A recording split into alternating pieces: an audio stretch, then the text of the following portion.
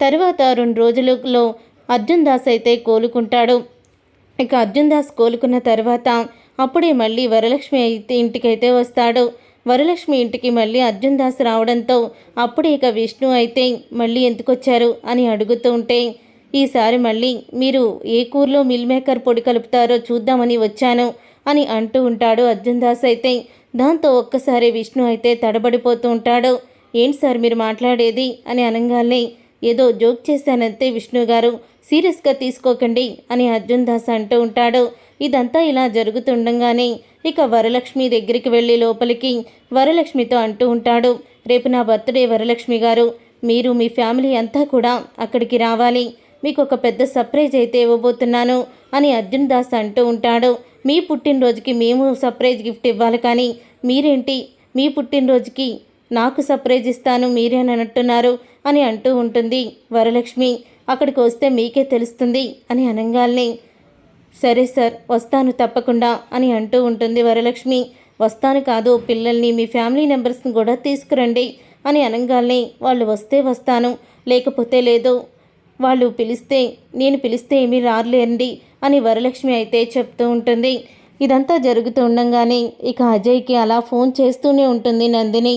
ఎందుకు Ajay phone lift చేయడం లేదు, ఎందుకు ఇలాగా నన్ను దూరం పెడుతున్నాడు, ఎంత బిజీగా ఉంటే మాత్రం ఫోన్లో మాట్లాడడానికి ఏమైంది అని అంటూ బాధపడుతూ ఉంటుంది నందిని అయితే.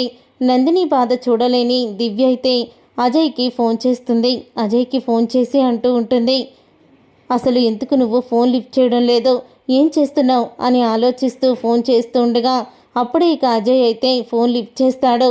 చెప్పు దివ్య అని అంటూ ఉంటే, ఎక్కడున్నావు నువ్వు అని అడుగుతూ ఉంటుంది దివ్య అయితే. నేనెక్కడుంటే ఎందుకు అని అడుగుతూ ఉంటాడు అజయ్. ఎందుకు నందిని ఫోను లిఫ్ట్ చేయడం లేదో, నందినితో ఎందుకు మాట్లాడడం లేదో అని దివ్య అడుగుతూ ఉంటుంది.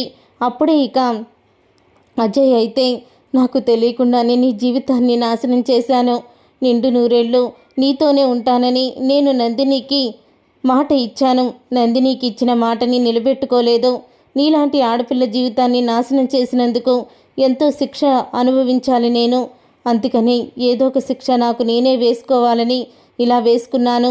నందినికి ఇప్పటి వరకు పెళ్ళైన దగ్గర నుంచి ఎప్పుడూ కూడా తనకి దూరంగా లేను, మేమిద్దరం ప్రేమించి పెళ్లి చేసుకున్నాం, నీ పట్ల నేను చేసిన తప్పుకి నాకు నేనే శిక్ష అనుభవిస్తున్నాను అని అంటూ బాధపడుతూ ఫోన్ పెట్టేస్తాడు అజయ్ అయితే.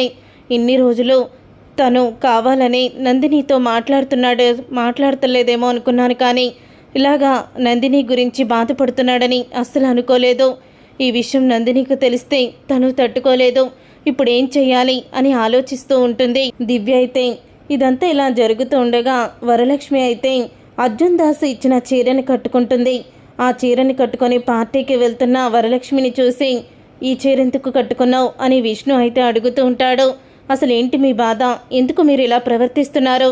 అర్జున్ దాస్ గారు ఈరోజు తన బర్త్డే అని ఈ చీరనే కట్టుకొని రమ్మని చెప్పారు, సర్ప్రైజ్ అని చెప్పారు కదా, పదండమ్మ వెళ్దాం, ఈయనకన్నీ కూడా ప్రశ్నలే అని అంటూ వరలక్ష్మి అయితే బయలుదేరుతుంది. అలా వరలక్ష్మితో పాటు అందరూ కూడా బయలుదేరుతారు. అదేంటి మీరందరూ ఎక్కడికి వెళ్తున్నారు అని అంటూ ఉంటాడు విష్ణు అయితే. అప్పుడే ఇక చిన్న అయితే, అదేం లేదన్నయ్య, అర్జున్ దాస్ గారి దగ్గరికి ఆయన ఒక సినీ యాక్టర్ కదా, చాలామంది హీరోలు హీరోయిన్లు కూడా వస్తారు, అందుకనే వాళ్ళని చూసినట్టుంటుంది కదా, ఆయన ఎలాగో మనలందరినీ కూడా తన ఫంక్షన్కి రమ్మని చెప్పాడు కదా, అందుకనే మేమందరం కూడా వెళ్తున్నాం అని చిన్న అయితే అంటూ ఉంటాడు. మీరందరూ వెళ్ళి నేనెందుకు ఇంట్లో ఒంటరిగా ఉండడం, నేను వస్తాను అని అంటూ, అవును నందిని ఏది అని విష్ణు అడుగుతూ ఉంటాడు. నందిని గదిలోనే ఉంది అని అంటూ ఉంటుంది వేదవతి అయితే. అజయ్ ఫోన్ చేయడం లేదని తను చాలా బాధపడుతుంది అని అనగానే అప్పుడే ఇంకా నందిని దగ్గరికి వెళ్ళి, రేపటిలోగా అజయ్ని నీ ముందుంచుతాను సరేనా, బాధపడకమ్మా అంటూ నందినిని ఓదార్చి ఇక పార్టీకి రమ్మని పిలుస్తాడు. అందరూ కలిసి పార్టీకి అయితే వెళ్తారు. వెళ్ళిన తర్వాత ఇక అర్జున్ దాస్ అయితే పార్టీలో చాలా సంతోషంగా ఉంటాడు. ఇన్ని సంవత్సరాలు నేను ఎప్పుడు బర్త్డే పార్టీ చేసుకున్నా రొటీన్గానే ఉండేది, కానీ ఈ సంవత్సరం బర్త్డే పార్టీ మాత్రం చాలా స్పెషల్గా, నా జీవితంలోకి ఒక స్పెషల్ వ్యక్తి అయితే రాబోతున్నారు అని అంటూ ఉంటాడు అర్జున్ దాస్ అయితే. అది విని ఒక్కసారే విష్ణు వరలక్ష్మి అని చెప్పడు కదా, అని షాక్ అయిపోతూ ఉంటాడు. మీ జీవితంలోకి ఒక వ్యక్తి రాబోతున్నాడు అంటే సార్ ఆడా మగ అని అడుగుతూ ఉంటారు అందరూ కూడా. ఆడే అని అనగానే అప్పుడే ఇక అంటే మీ జీవిత భాగస్వామియా, మీరు పెళ్లి చేసుకోబోతున్నారా అని అనగానే ఎస్ నేను పెళ్లి చేసుకోబోతున్నాను, త్వరలోనే మా వైఫ్ని మీకు ఇంట్రడ్యూస్ చేస్తాను అని అంటూ ఉంటాడు. అర్జున్ దాస్ అయితే అంటే మీ వైఫ్ని ఇప్పుడు చూపించరా మీరు అని అనగానే లేదు, అందరూ కూడా ఒకేసారి సస్పెన్స్ చూద్దురు కానీ అందరికీ థ్రిల్ ఉండాలి కదా, ఓన్లీ ఇప్పుడు మాత్రం నేను అనౌన్స్మెంట్ చేస్తున్నాను అంతే అని అర్జున్ దాస్ అయితే అంటూ ఉంటాడు. ఇంతలో అక్కడికి జయరాం అయితే వస్తాడు. ఇక జయరాం వచ్చి ఈ పుట్టినరోజు సందర్భంగా అర్జున్ దాస్ గారు నేను రాసిన కథకి హీరోగా నటించడానికి ఒప్పుకున్నారు, కానీ నేను రాసిన కథకి సరైన హీరోయిన్ ఉండాలని ఈసారి అర్జున్ దాస్ గారే తన పక్కన నటించేందుకు ఒక హీరోయిన్ని ఆయనే వెతుక్కున్నారు, ఆ హీరోయిన్ ఇక్కడే ఉంది అని అంటూ ఉంటారు. ఆ హీరోయిన్ ఎవరు చెప్పండి అని అందరూ కూడా అడుగుతూ ఉంటారు. ఆ హీరోయిన్ ఎవరో కాదే మిస్ వరలక్ష్మి అని అనగానే మిస్ వరలక్ష్మి అని ఎందుకన్నారంటే తను ప్రస్తుతానికి మిస్సెస్ అయినా త్వరలోనే మిస్ అయిపోతుంది, అంటే తన భర్త నుంచి తను ఎప్పుడో విడిపోయింది అని జయరాం అయితే అందరి ముందే చెప్పేస్తాడు. అది విని విష్ణు అయితే కోపంతో రగిలిపోతూ ఉంటాడు. ఇక వరలక్ష్మి అయితే ఇక అక్కడికి వెళ్తుంది. వరలక్ష్మి వెళ్ళి ఏంటి ఇది జయరాం గారు, ఏం మాట్లాడుతున్నారు మీరు, నేను అర్జున్ దాస్తో హీరోయిన్గా చేయడం ఏంటి అని అడుగుతూ ఉంటుంది. వరలక్ష్మి అయితే అవును వరలక్ష్మి గారు, నిజంగా మీ యాక్షన్ సూపర్, మీరు నిజంగా చాలా అందంగా ఉంటారు, మీరే నా పక్కన నటించాలి అని అంటూ ఉంటాడు. అర్జున్ దాస్ అయితే నేను మీ సినిమాలో హీరోయిన్గా చేయడానికి ఒప్పుకుంటున్నానని వరలక్ష్మి కూడా అందరి ముందు ఒప్పుకుంటుంది. దాంతో విష్ణు అయితే కోపంతో రగిలిపోతూ ఉంటాడు.